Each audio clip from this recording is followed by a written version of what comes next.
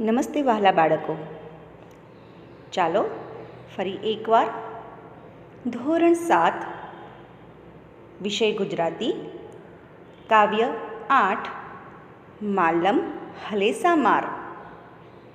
આ એક લોકગીત છે. લોક સાહિત્યમાં કૃતિના રચનાર વિશે આપણને ભાગ્યે જ કશી માહિતી મળતી હોય છે. ક્યારેક રચના કોઈ એક વ્યક્તિનું સર્જન પણ હોઈ શકે, તો ક્યારેક એક કરતાં વધુ વ્યક્તિઓના પણ એમાં હિસ્સા હોય છે. માનવ જીવનમાં અસલ તળપદા સંવેદનોને લોકગીતમાં સરસ વાચા મળતી હોય છે. આપણી ખામી બાબતે કોઈ મહેણું મારે તો દુઃખી થવાને બદલે સુધરવા પ્રયત્ન કરીએ તો જીવનમાં સુખી થઈએ. નાનકડી ટકોર પણ જીવનને કેવું સરસ રૂપ આપી શકે છે. અહીં દિયર ભાભીની વાત છે. ભાભીએ દિયરને કટાક્ષમાં કહ્યું કે એ આળસુ છે, ભાઈની કમાણી પર જલસા કરે છે. દિયરને મહેણું લાગી આવે છે ને દરિયો ખેડીને કમાવા ભાભીને ખુશ કરવાની તે નેમ લે છે, તે પ્રતિજ્ઞા લે છે. આ લોકગીતમાં દિયર ભાભીના મીઠા સંબંધોનું સરસ ચિત્ર ઉપસી આવે છે. તો બાળકો, ચાલો આપણે કાવ્યને સરસ રીતે સમજીએ. માલમ મોટા હલેસા તું માર, માલમ મોટા હલેસા તું માર, મારે જાઉં મધ દરિયાને પાર. માલમ એટલે કે વહાણ ચલાવનાર, નાવિક, અને હલેસા એટલે કે ઝડપથી તું આ નાવને હંકાર.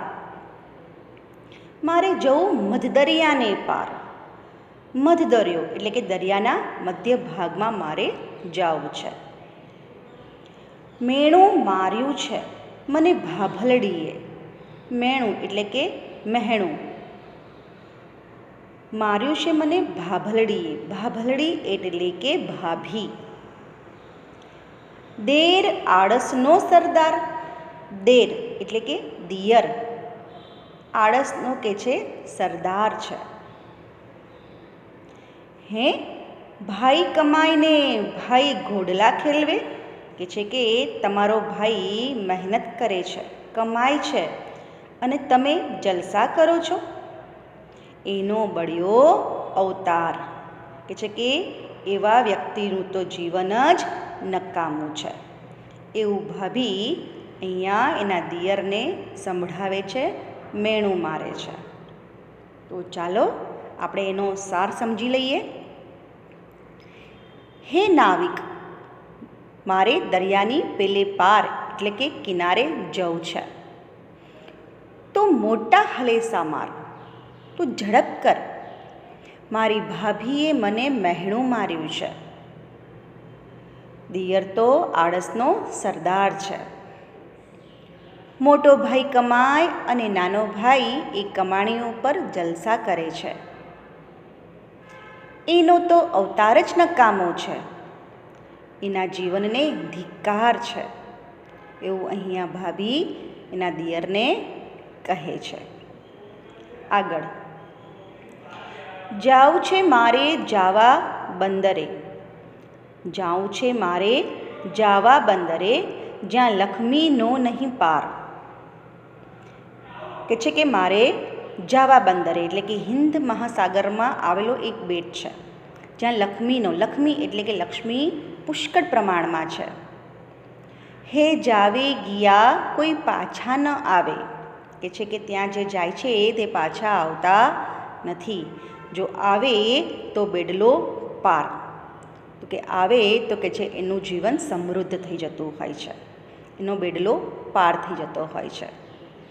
જાવું છે મારે સિંહલ દ્વીપના, કે છે કે મારે શ્રીલંકા જવું છે. અહીંયા દિયરને કે છે કે સિંહલ દ્વીપ એટલે કે શ્રીલંકા જવું છે, પરણવા, લગ્ન કરવા. પદમણી નાર એટલે કે પદ્મિનીને, ઉત્તમ સ્ત્રીને. હે મોતીડે પોંખે જો ભાભલડી મારી, એટલે કે અહીંયા કહે છે કે એને એવી સ્ત્રીને લાવું, એવી ઉત્તમ સ્ત્રીને લાવું કે મારી ભાભી જે છે તે એને મોતીડે કહે છે કે વધાવી લે, તો જીવનમાં સાર રે માલમ, તો મારા જીવનમાં કહે છે કે સાર જ પડી જાય, રસ આવી જાય. તો ચાલો આપણે એને સમજીએ. મારે જાવા બંદરે જવું છે, જ્યાં લક્ષ્મી એટલે કે ધન દોલતનો કોઈ પાર નથી. જે લોકો જાવા જાય છે, જાવા એટલે કે હિન્દ મહાસાગરમાં આવેલો એક બેટ, જે લોકો જાવા જાય છે તે પાછા આવતા નથી, અને પાછા આવે તો એમનો બેડલો પાર થઈ જાય છે, તેઓ ધન દોલતથી સમૃદ્ધ થઈ જાય છે. અહીંયા દિયર કહે છે કે મારે પદ્મિનીને પરણવું છે, એટલે કે મારે ઉત્તમ સ્ત્રીને પરણવું છે, અને એ પરણવા માટે મારે સિંહલ દ્વીપ એટલે કે જે શ્રીલંકામાં આવેલું છે, એટલે કે શ્રીલંકા, જેને શ્રીલંકા બી કહેવાય, સિંહલ દ્વીપ જવું છે. હવે તો મારી ભાભી એને મોતીડે પહોંચશે, કે છે કે હું એવી ઉત્તમ સ્ત્રી સાથે લગ્ન કરું કે મારી જે ભાભી છે તે તેને મોતીડે આવકારે, તો જ મને જીવવામાં રસ પડે, અને તો જ કે છે મને જીવવામાં આનંદ આવે. આગળ, કેસર ભીના તમે જીવો ભાભલડી મારા, કે છે કે કેસરથી રંગાયેલા અથવા તો ઉમંગી કે ગરવી મારી ભાભી કે છે તમે જીવો. જીવો જીભલડીની ધાર, હેમેણા મારીને મારી મતિ સુધારી, મતિ એટલે કે મારી બુદ્ધિ તમે સુધારી છે, ખોલ્યા તે મનના દ્વાર રે, તમે મારા મનના દ્વારને તમારી બોલવાની ધારદાર કટાક્ષ જે શબ્દો છે જેના દ્વારા કે છે કે મારી મતિ તે ખુલી ગઈ છે. માલમ મોટા હલેસા તું માર. હે ભાભી, તમે ઘરરખુ ગૃહિણી છો, તમે તો વરસ જીવતા રહો, તમે તો વર્ષો જીવો, તમે જીભની ધારે જીવો, એટલે કે એ જીભથી તમે મને મહેણું માર્યું હોત તો મારો ઉદ્ધાર ન થાત, કે છે કે એ જીભથી તમે મને મહેણું જો ન માર્યું હોત તો મારો ઉદ્ધાર ન થાત. આજે ભાભી કટાક્ષ રીતે આ દિયરને ના બોલી હોત તો દિયરના મનના દ્વાર જે છે તે ખુલ્યા જ ના હોત, તે વિચારવા સક્ષમ થયો જ ના હોત.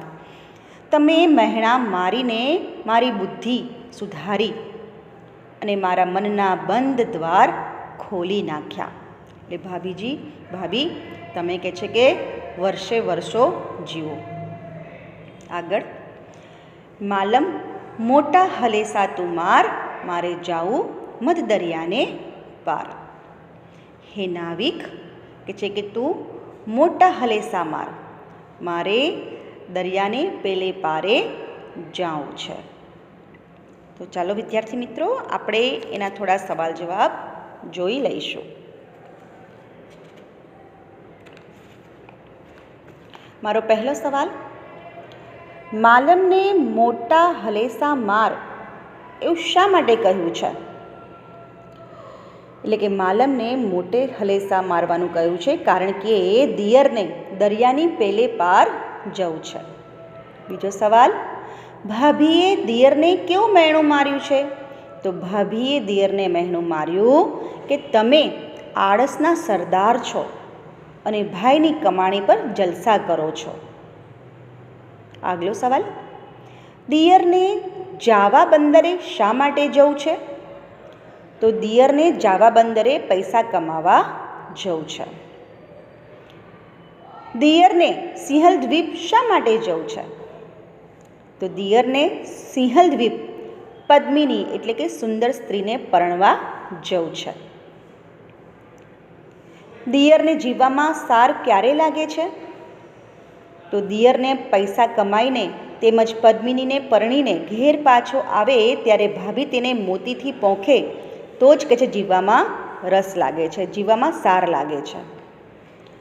દિયર ભાભીના જીવવા વિશે શું કહે છે? દિયર ભાભીને જીભથી ધારે જ જીવવા કહે છે, કારણ કે ભાભીએ મહેણું માર્યું ન હોત તો દિયરની બુદ્ધિ સુધરી ન હોત. એણે આળસ છોડીને ઉન્નતિનો સુંદર માર્ગ પકડ્યો ન હોત. આગલો સવાલ, ભાભીએ આળસુ દિયરની મતિ કેવી રીતે સુધારી? તો ભાભીએ આળસુ દિયરને મહેણા મારીને તેની મતિ સુધારી.